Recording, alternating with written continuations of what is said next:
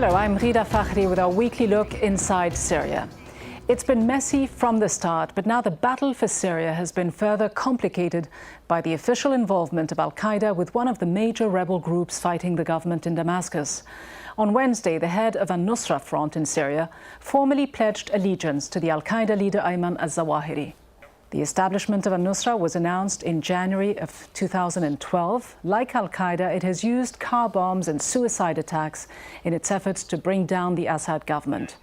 The group is estimated to have around 5,000 members, believed to be largely funded and trained by al-Qaeda in Iraq. In December, the US State Department put al-Nusra on its list of terrorist organizations. It said the group was responsible for hundreds of attacks and the deaths of countless civilians. Meanwhile, Western leaders are still struggling to decide what their next move should be to try to break the impasse in Syria. At a meeting of G8 foreign ministers, France and Britain renewed their push to send arms to Syrian rebel fighters. But their efforts were overshadowed by the al-Nusra announcement. Al Jazeera's Lawrence Lee was there. In the final communique that they've been giving out, you see exactly how difficult it is. It's very narrow. There's absolutely nothing for a start about arming the opposition. After all, the Russians, for one, won't have it. The Chinese aren't here, but nor would they. And there's an increased problem as well for the British and the Americans who are here about arming an opposition that now contains al-Nusra linked to al-Qaeda. And they've been briefing behind the scenes here that although formally there's nothing off the table, they say that people like us have to accept how difficult it would be to sell the idea of arming an opposition that may be linked to the Free Syrian Army, but also is linked to al-Qaeda. They simply can't sell that idea domestically. And so instead, the communique leans much more heavily on the idea of a political transition, an idea backed heavily by the United Nations Security Council that they say meets the legitimate aspirations of the Syrian people. But even in that, there are all sorts of problems, because what are the legitimate aspirations of the Syrian people? For the British, and they say the Americans, and probably the French and the Germans as well, that's a future without Bashar al-Assad. But for the Russians, it absolutely does contain him, so they can't even agree on that. Let's discuss these latest developments with our guests in London. Shiraz Maher from King's College International Center for the Study of Radicalisation. In Washington, retired General Jack Keane. He's a former four-star general and US Army Vice Chief of Staff. And here in the studio is Louay Safi, a member of the opposition Syrian Coalition.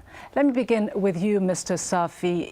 What everyone has long suspected is now out in the open. Last year, when the United States government put the al-Nusra front on its list of terrorist organizations, your leadership, Muaz al-Khatib, sharply criticized the US for this decision. In fact, even asked the administration to rescind its decision. Now, al-Nusra has pledged allegiance to al-Qaeda leader Ayman Al Zawahiri. What is your position? Do you condone or do you condemn this alliance? No, we condemn, we reject it completely. Everybody in the opposition wish that they would not hear that news because of the complication of the situation in Syria. But definitely we have a big problem by the announcement and the allegiance to al-Zawahiri and al-Qaeda. But are you ready to denounce al-Nusra? Are you ready to break your collaboration with this group, given what we now know, that they have sworn allegiance to al-Qaeda? Well, Mr. Khatib, the head of the coalition, has made it clear that their way is away from ours. I mean, there is no way to connect. Now, the challenge is how to deal with the situation, given the complexity and the fact that we have now a major terrorist organization, which is the forces of al-Assad. We have to deal with that But hold on for a moment, though. Muaz al-Khatib had once described them as brothers in arms fighting for the same cause. It is clear now that al-Nusra shares the al-Qaeda ideology. It's one thing to denounce and criticize the al-Qaeda ideology. It's quite another to denounce al-Nusra. Are you ready to break your collaboration with them, or is it going to be business as usual? Well, let me put it this way. Now, when Mr. Khatib and, in fact, George Sabra as well have said these are our brothers, they have not really declared themselves to be part of al-Qaeda. And to be honest with you, most people in the opposition didn't know who they are. But the question is, now they have. Are you willing now to take a different position? Absolutely. That's what I said. What absolutely. Is it? What is your position now? The position has to be discussed. I mean, the strategy has to be discussed. But what we have made it clear, since they made the announcement, that this is unacceptable.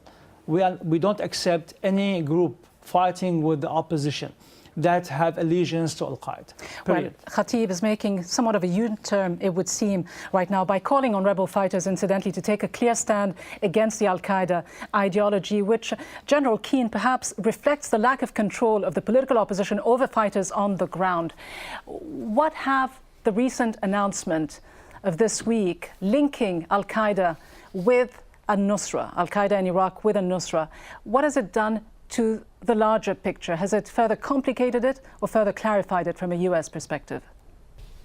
Well, I think it just has officially recognized what we've known for some time, that al-Nusra and the fighters, the al-Qaeda fighters out of Iraq have been aligned and they've been helping one another. I think it's been pretty much common knowledge. Now it's out there in the public. I'm glad it is because I think it's something clearly the opposition group in Syria, the opposition forces have to deal with. I think this organization should be isolated from the larger effort. I don't, for the life of me, understand how we could go forward with an al-Qaeda organization which swears allegiance to the goals and objectives of al-Qaeda, a fundamental terrorist organization, one of the worst in the world, now associated with the opposition group to overthrow Assad.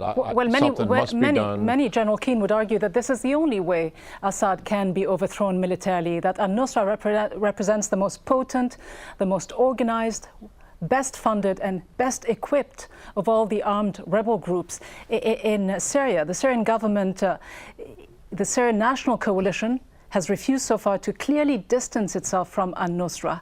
Will that compel the US and European countries then to change, perhaps to review their strategy toward the Syrian National Coalition, given the fact that there is still this lack of willingness to denounce the group? Well, I think it's going to have an adverse impact. Listen, you know as well as I do, we've had the entire national security team of the United States make a recommendation to President Obama. This is Secretary Clinton, this is Director Petraeus, Secretary Panetta, when all of those were in office, and the Chairman of Joint Chiefs, to provide lethal aid to the opposition groups in Syria, and certainly it was the more moderate groups that they had in mind. And I also believe that Secretary Kerry, while not announcing a policy like that, I believe he has leanings towards it, and I'm hopeful that our government will eventually do that. But this complicates it rather dramatically if the opposition group does not speak out forcefully against this al-Qaeda relationship. But what about Washington and speaking out more clearly about what it wants to see happen in Syria? Does Washington, in fact, even have a clear strategy? Isn't it playing with fire, essentially, by reportedly training rebels from within the so-called Free Syrian Army in Jordan and sending them into Syria, knowing full well that these very same rebels that the US is training could one day take up the fight alongside al-Nusra? And there are already reports today that some combatants have actually joined forces with al-Nusra because they are better equipped and better funded. Well, in my view, I mean, the United States does not have a very good policy here and no strategy to do what they want to do, which is have Assad removed. And the fact of the matter is we have a military stalemate between Assad and the opposition forces, and as long as he has air power that he's able to use, the opposition forces will not be able to successfully lay siege to Damascus or to Aleppo. They cannot sustain the logistics and the ammunition that's necessary to do something like that over a period of time while Assad has his air power. We would have to shut that down as well as provide lethal aid. We do not have a clear stated policy here, and I think this is why the suffering has gone on for so long. I don't believe the United States is the solution to everybody's problem in the world, but in this particular region of the world, as volatile as it is, I do think we have vital national interest to help maintain stability. The people of Syria are speaking out, they're risking their lives to overthrow an authoritarian dictatorship, and I think we should be tangibly assisting them in doing that, and I think the Europeans would follow our lead if we took a stronger lead in this effort. Shiraz Maher, are there serious pitfalls, though, to throwing this authoritarian regime in Damascus when the alternative is this, an al-Qaeda-linked Nusra front? Well, I think that question needs to be challenged, really, in the sense that it's not the dichotomy that you present. There is the regime, there is Jabhat al-Nusra, which we have now had confirmed is linked to al-Qaeda, but there is a huge and very broad opposition which really exists across the full spectrum of political opinions that you would expect to see. So some of the opposition figures are liberal, they are secular, they are progressive. Then you have Islamist organizations, the Muslim Brotherhood, and other groups, the Syrian Islamic Front, for example, who are Salafist and inclined that way, but are not directly linked to al-Qaeda, but nonetheless who harbor a very conservative and certainly more austere Islamic interpretation than some other people would like to see. Sure, there are very many groups fighting on the ground, but certainly would you accept the premise, though, that the announcement this week linking al-Qaeda in Iraq with al-Nusra would weaken the other more quote-unquote moderate, less radical groups fighting as well, that it would actually deny them some more much-needed military aid? Well, I think that it certainly complicates the position from a practical policy position on the ground, because so far we've adopted this position, the West and the United States, of delivering non-lethal aid. But it's very difficult if we start putting arms into the Syrian conflict, even if we give them to, as it were, quote-unquote, the right people, if we give it to people who are sympathetic to us. Relationships on the ground are pragmatic, they are vociferous, they change from day to day, if not hour to hour. So there's no guarantee that if we were to put in heavy military arms on the ground that were supporting the rebels, that they wouldn't end up in the hands of an organization like Jabhat al-Nusra. And of course, as the general made the point, he's very absolutely right. At the moment, you have this stalemate on the ground, and without us going in to tip the balance decisively in favor of the rebels, this situation and this stalemate will just continue. And so it's very difficult to know how we progress and how we move it forward. So to answer your question, it does make the situation much more complicated. Louay Safi, how much more complicated does it make the situation from your perspective within the Syrian National Coalition? You keep asking for more weapons, but how can you guarantee that you'll be able to, in fact, control the flow of weapons away from these radical groups? It will make it more complicated, but let us understand the situation. Now, the Nusra is outside of the FSA. FSA is the mainstream, the main fighting force. Nusra is about 5,000 as opposed because some people would argue that the 90,000. FSA, the First Syrian Army, doesn't in fact exist, that it's an umbrella organization, a label that very many people say they belong to, but it doesn't have a unified command structure, does it? It exists as any guerrilla organization exists. It's not like a formal military force with high military discipline. That's true. But it's a force that has come together and worked together and subject to certain rules. Now, the question is now, I mean, what happened now underscore the importance of providing real support to the mainstream fighting force. That has been really denied, and the United States have limited the amount of weapons that the mainstream fighters can receive. While, on the other hand, the Nusra is very well funded. We don't know where the money comes from.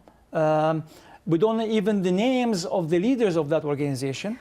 But the mainstream forces are not well funded. Fine, you talk about these mainstream forces, the so-called Free Syrian Army, but they themselves have admitted that they collaborate with al-Nusra in the common fight to topple the Assad government. Are you in fact not being opportunistic? And won't this opportunism come back to haunt you eventually if the Assad government falls? Doesn't it alienate large segments of Syrian society, which is very much nationalistic, multi-religious? Doesn't it also alienate Western powers, your supporters? Not really. I mean, we have a clear vision in the opposition about what we want to do. We don't want a religious state, that's for sure.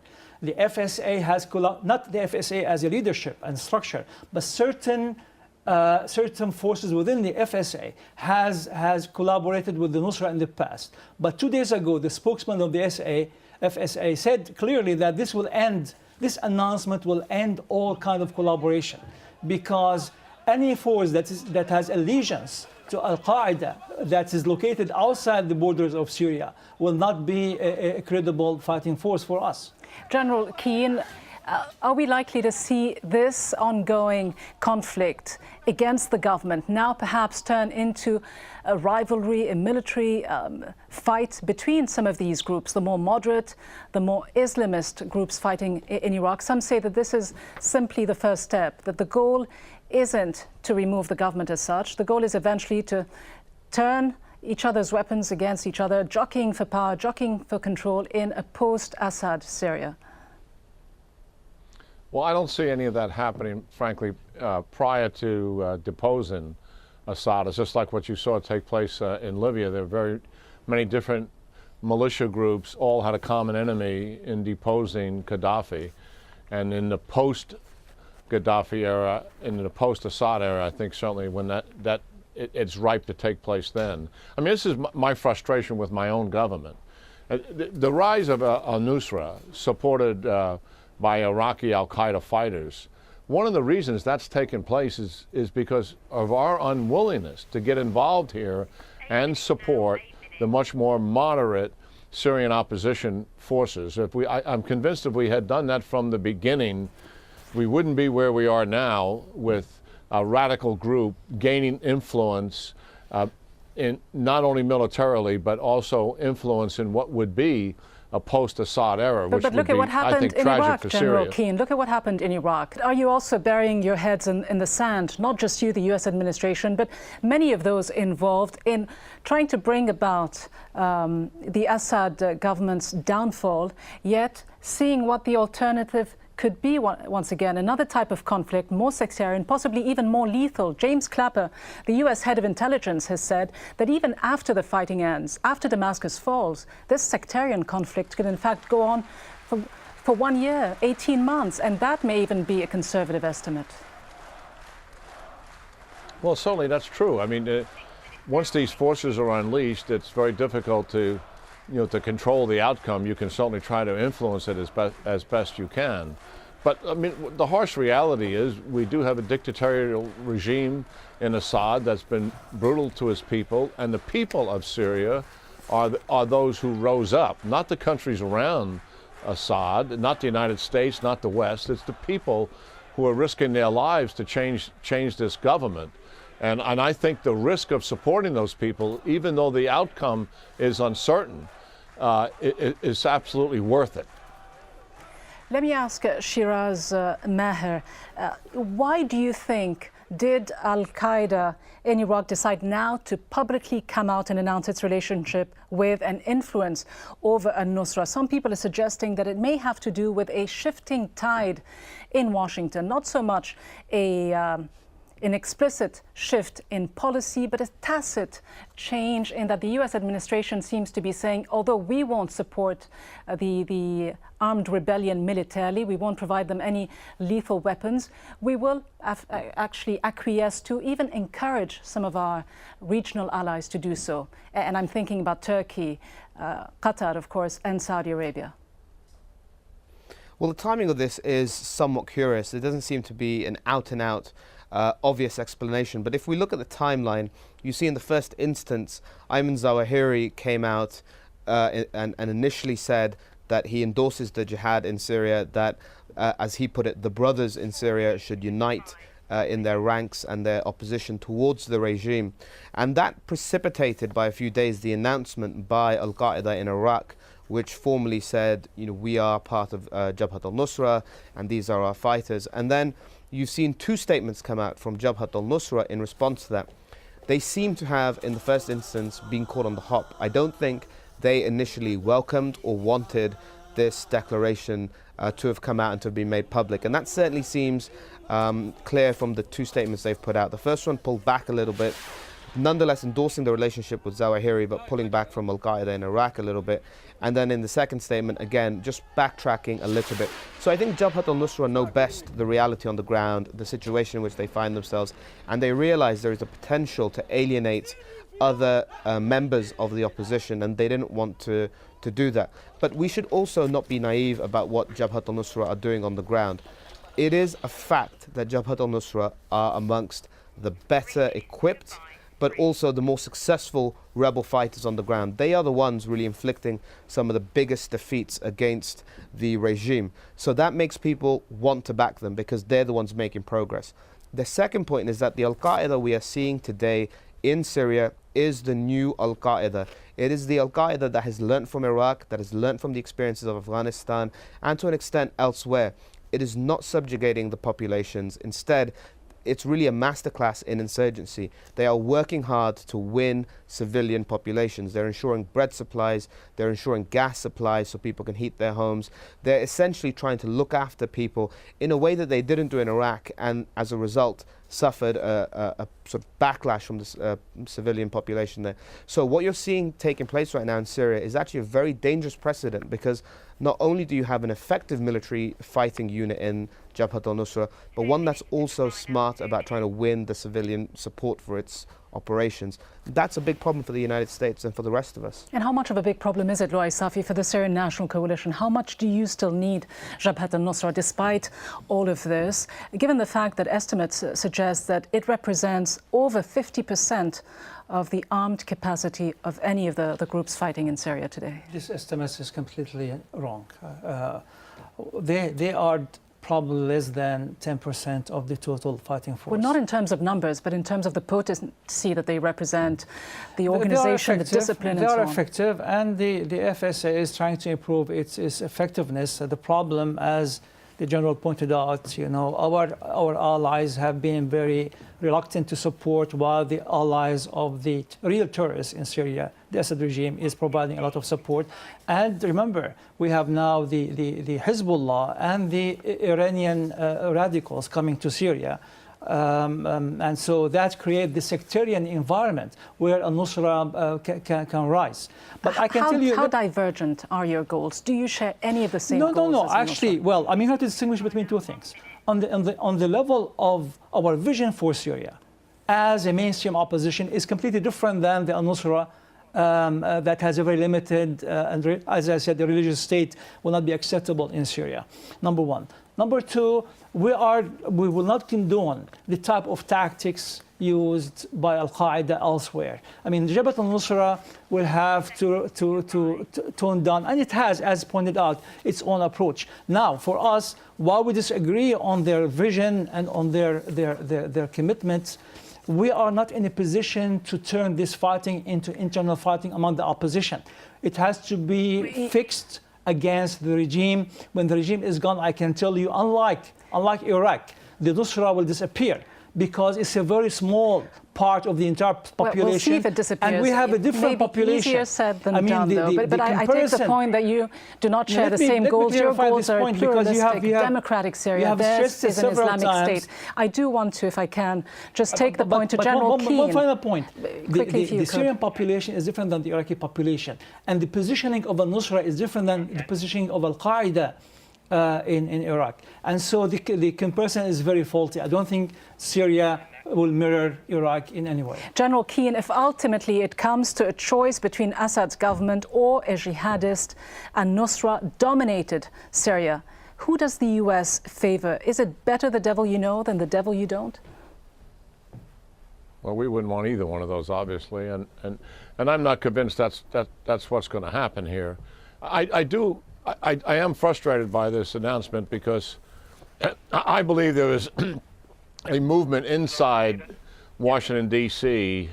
More and more government officials, particularly senators and congressmen, are seeing that lethal aid is really something that's necessary. And what frustrates me about this announcement is it'll give rise to the critics who are so concerned that by providing weapons to the different Syrian opposition groups, they would fall into the wrong hands. And this announcement is going to give credence to those critics, and that's really unfortunate. And it bolsters, no doubt, the government's narrative that they are fighting groups full of, as they say, terrorists. On this note, we'll have to leave our discussion. Let me thank all our guests, General Jack Keane in Washington, Shiraz Maher in London, and Louay Safi here in the studio. And thank you for joining us on this edition of Inside Syria. Remember, you can always keep up to date with the latest news on Syria at our website at aljazeera.com. From me, Ghida Fakhry, and the team, thanks for watching.